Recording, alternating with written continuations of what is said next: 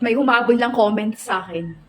Hindi ako ngayon makapag-desisyon, as in talagang naiinis ako. Alam mo kung bakit? Eto. Eto, si Ismael natin mga pangga. May humabol ng comment regarding kay Israel.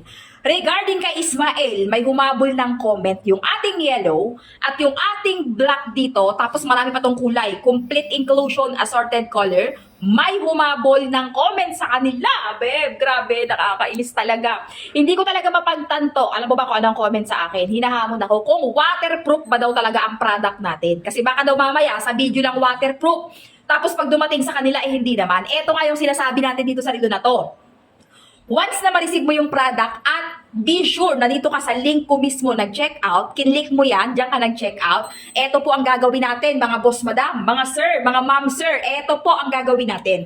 Once na ma-receive mo na yung product natin, kumuha ka agad ng tubig, okay? Maligo ka agad or else ilublob mo na agad yung relo natin. Basain mo na agad, maghugas ka na agad ng pinggan, suot-suot ang relo, wag mo nang hubarin. Maligo ka na, suot mo na ang relo, go ahead po. Kumuha na po kayo agad ng tubig pagdating ng produkto, basain nyo na po agad, swimming, iligo nyo na po, ihugas at ilaban nyo na po agad yung product natin pagdating po sa inyo para po ma-proof natin na waterproof yan hanggang 30 meter, hindi po yan nangungupas at hindi po yan napapasukan ng tubig, okay?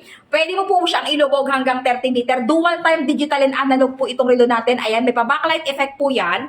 Quality Japan quartz with warranty po yung relo natin. Marami po silang kulay na pagpipilian. Hindi po nagmo-moist ang produkto. Matibay po ang glass, waterproof talaga. Pwede pong pambabae at pwedeng panlalaki. Okay. Again, ang usapan po natin, mga boss, madaming sir.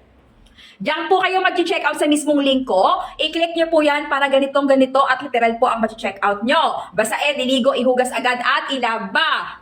Okay?